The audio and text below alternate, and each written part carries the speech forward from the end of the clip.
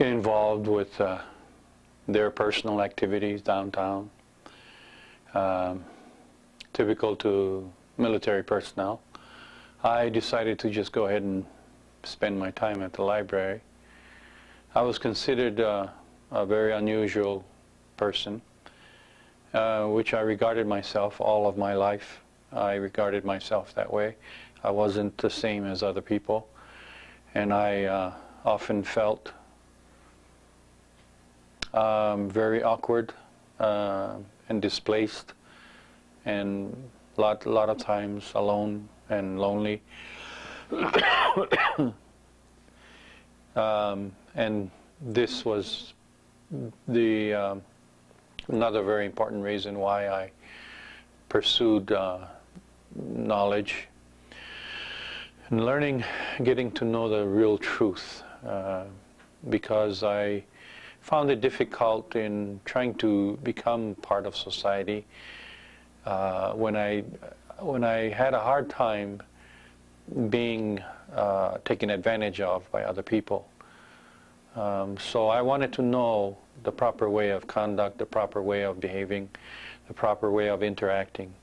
So I dedicated myself to and taught myself, and with a lot of in-depth research regarding human behavior and the right way of conducting myself in a proper manner, not in an abusive nor an offensive manner. I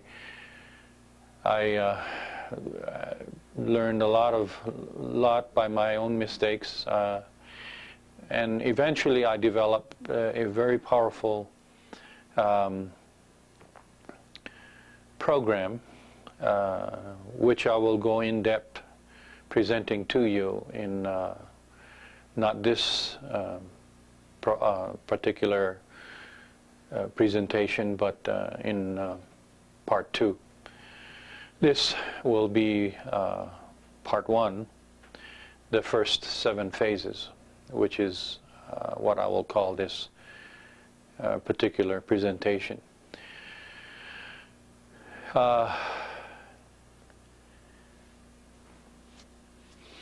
Because of my past, I did not see life the same as other people did. I did not see life as casual. I did not see life as haphazard. I always looked at life as being, they had to have an order to it, because after my experience in the military in October of 1969, having come face to face with God, I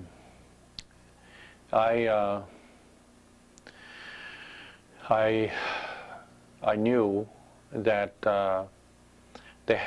life had to have some kind of order to it, and I searched and searched and never stopped searching for that order.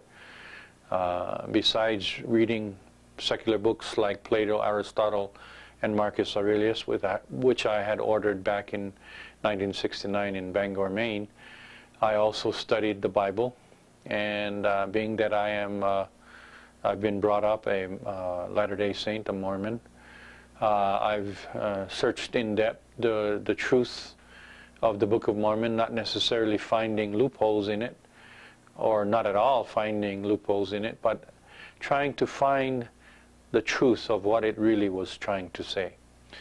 So I searched the Holy Scriptures, the Bible, the Book of Mormon, the Doctrine and Covenants, the Pearl of Great Price, all those scriptures that I grew up coming to accept as Holy Writ.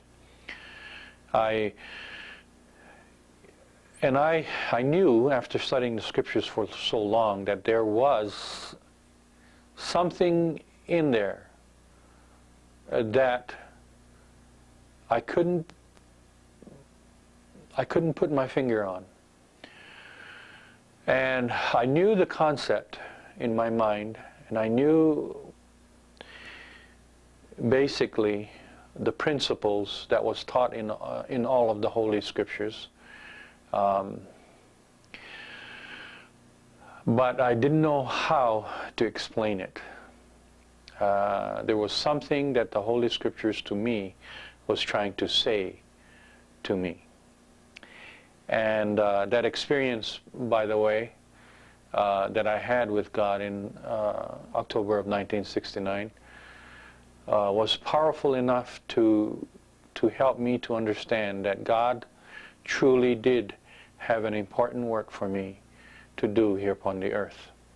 And so I promised God that I would definitely seek Him out and search diligently for the answers regarding the truth of life, the truth of religion, the truth, the naked truth.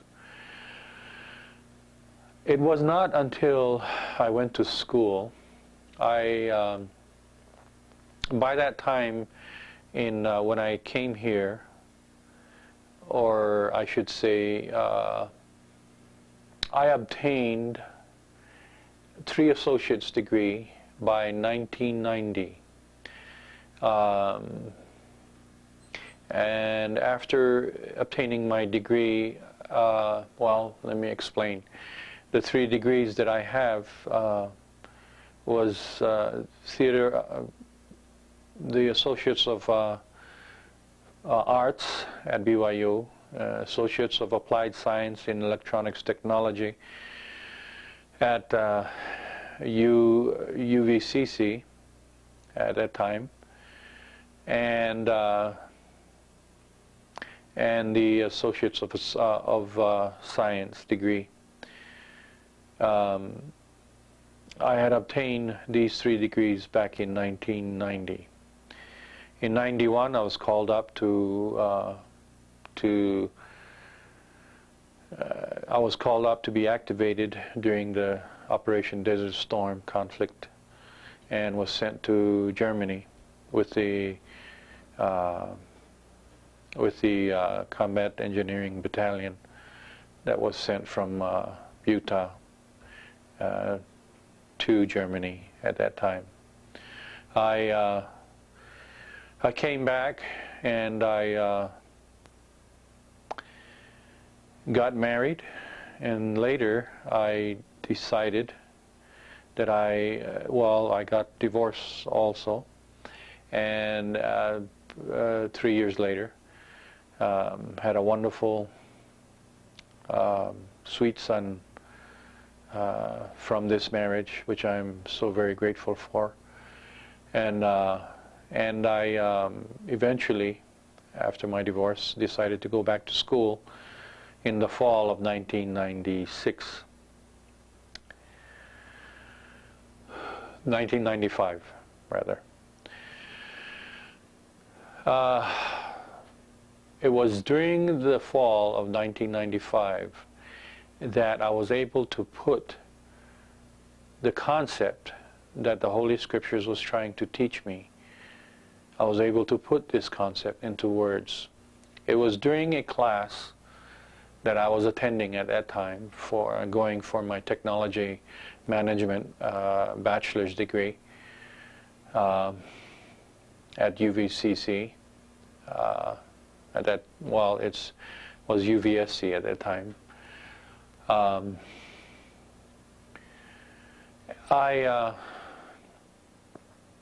I was given us an assignment by the sociology teacher that I was taking that particular class from, and he asked all of us in the classroom to go home and